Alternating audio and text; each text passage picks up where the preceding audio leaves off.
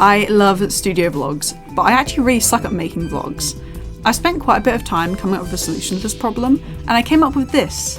This is an artist recap, where I tell you guys about what happened in the last few weeks of my life as a full-time artist and business owner. We'll cover all the bases, from commission work and business stuff, to personal work and daily life stuff. Instead of chronological order, this video will be divided into the different types of work or activities I do. So if you're only interested in my business stuff, for example, you can just see the business stuff. You can use the sections in the description below to jump to specific points of the video if that is your thing as well. But without further ado, let's jump in. Last week, I finally got around to fulfilling my Kickstarter orders. I haven't spoken about it here yet, so I'll break it down from the beginning. Back in October, I ran a Kickstarter campaign for a set of MP3 style photocard holder keychains, and it did pretty well.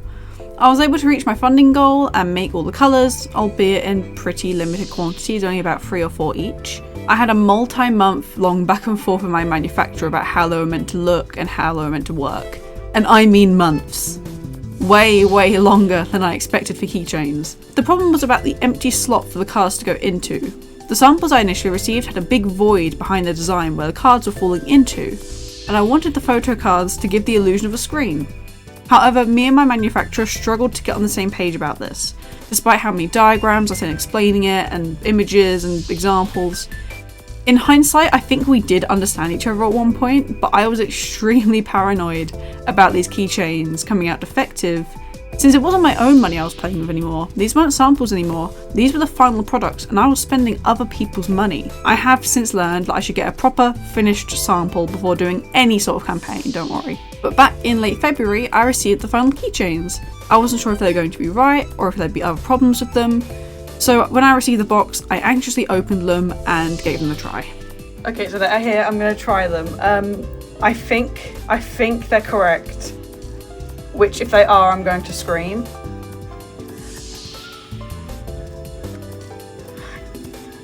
Yes! They're correct! They actually hold, and they fit Pokemon cards! I didn't think they would fit Pokemon cards in them. Okay, this is a massive revelation. Let me get some Pokemon cards. I don't know if it'll fit with a sleeve. I might be pushing it, but yeah, it won't fit without a sleeve. Let me take it off quickly.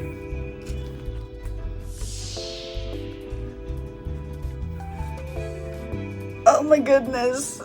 They work. And they actually work really well. Oh my god, I'm literally over the moon. Oh my god. They look so cute. And they worked. They actually worked. My voice kind of betrays how excited I was here, but I was so relieved. So the only thing left to do was to open the rest, grade them, and get them ready for shipping. Out of this entire batch of about 80, I actually only have one defective product. One of the pastel purple keychains came from an internal crack in the acrylic. I have received a refund for that one in the form of a coupon, so that's fun. They also all needed to be cleaned before being shipped. Where they'd been glued together and then cut in the manufacturing process, the edges were super sticky. Whoever suggested using WD-40 to remove the stickiness in the Artist Alley Discord, you are an absolute saint. It is perfect. You only need a tiny bit on a cotton pad, and the stickiness is all gone. The lanyards also arrived with the keychains, and they turned out super cute as well. There was no problem with these. Initially, I actually didn't realise that the blue stuff on the metal part was a protective film. For a couple of hours of me looking at them, I thought they were just blue. I did realise eventually though.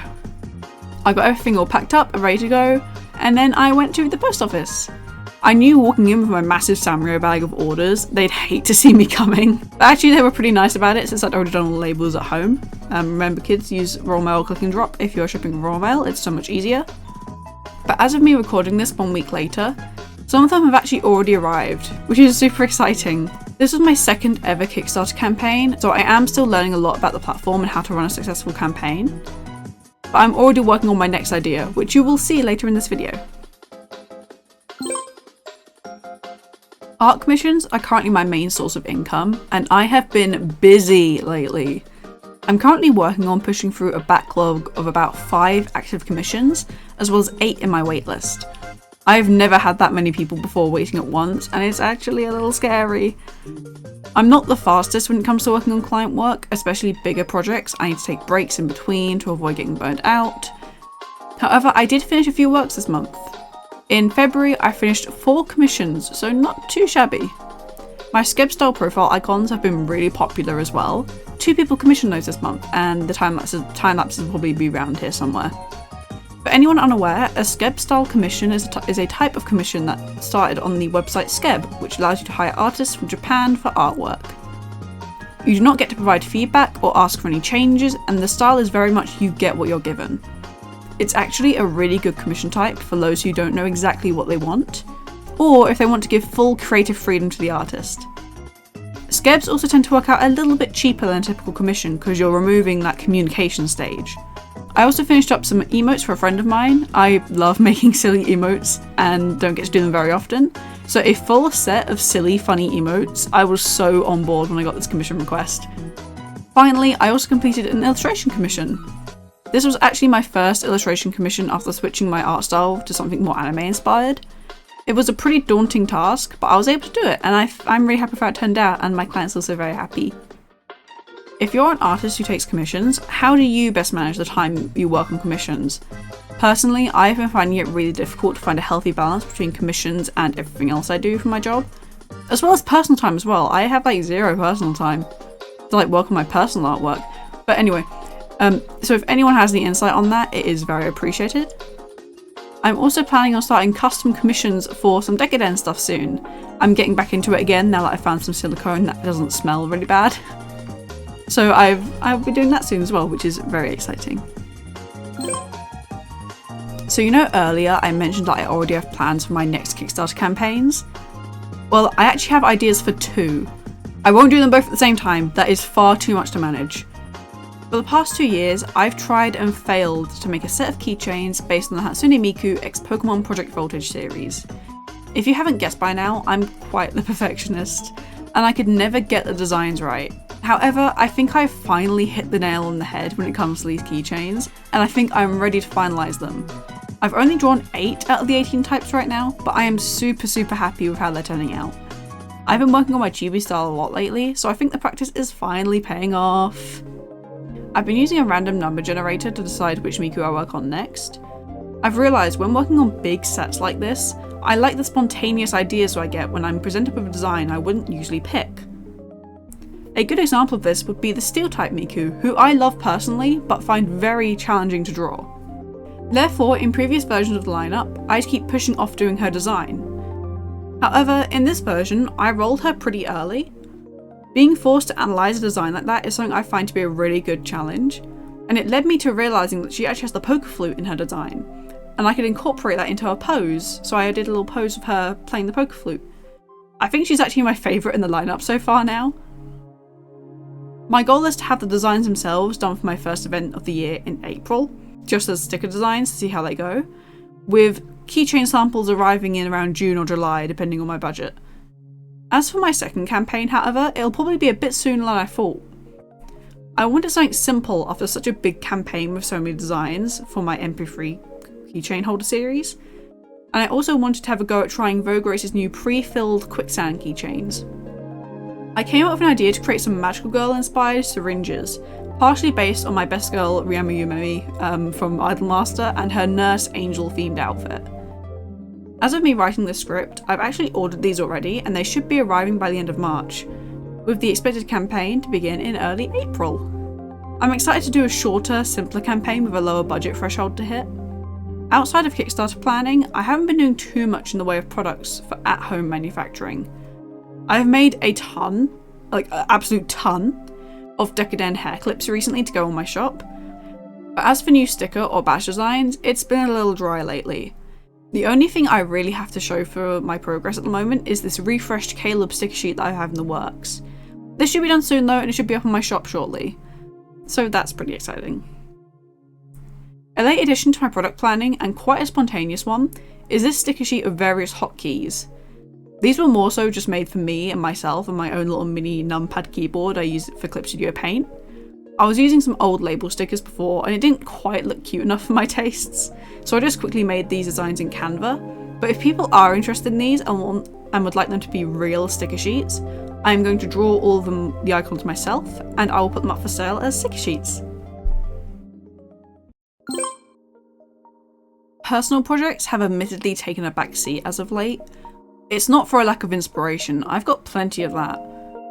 I even have a page in my Notion set up that is literally just a list of characters I want to draw, so there's no issue there. It's more so just everything else. I do find it hard to find time to work on my own personal projects alongside things like my business, commissions and such. I have a lot of work in progress fan art pieces I'd like to finish by the end of the month for my first event coming up in April. I very recently started this fan art of Shinobu from Ensemble Stars after the latest MV dropped. I have quite a bit of insecurity about doing full-sized pieces, as I feel like while I have the ideas, I lack the skill to execute those ideas how I envision them in my head. I've also started this thing recently where instead of drawing on just a plain A4 canvas, I'm making that A4 canvas and then expanding outwards to add my references and draw outside the boundaries of the final piece. Mainly because sometimes I find the rigid box to be a little too restricting, especially if I want to keep changing things up like the composition, the size of things until I'm happy with it. One thing I did finish this week though was my refreshed Caleb model. I'm currently working on refreshing my business's mascots, bit by bit, one by one, and Caleb was the first to get an update. I used Vroid Studio to make the 3D models of my characters. Modelling from scratch scares me, so Vroid's just a lot easier. And I do highly recommend the software to anyone looking to make models of their own original characters. When you know how to use it, and any partner plugins and softwares, Vroid models can look really, really professional. I'd still consider myself to be a bit of a beginner in the Vroid sphere. I don't know how to make my own hairstyles yet, and adding my own accessories in Blender is still quite a daunting task, but I am getting there. Next up will be IDEX, who I'm still working on finalising a face and outfit design for, but here's what I've got so far, and I hope to maybe have a little bit more by the time I finish editing this video. Overall, it's been a pretty eventful few weeks in my life as a full-time artist. Thank you for stopping by to watch this artist recap episode. It's been really fun to record my life for the last few weeks and find a format for this style of video that actually works well for me. I have a fun video in the works for my more analysis deep dive style content, going over the complicated history and painfully slow death of the online platform Stardoll. If that sounds interesting to you, keep an eye out for that will be out in the next few weeks. If you want to keep up with my activities and life as an artist more regularly, consider checking out my socials below.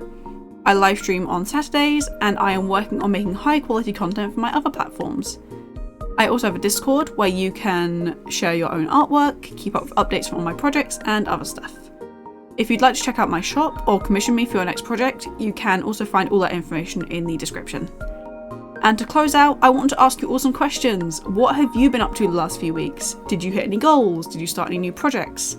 Let me know down below so we can sort of celebrate our progress together and start a conversation.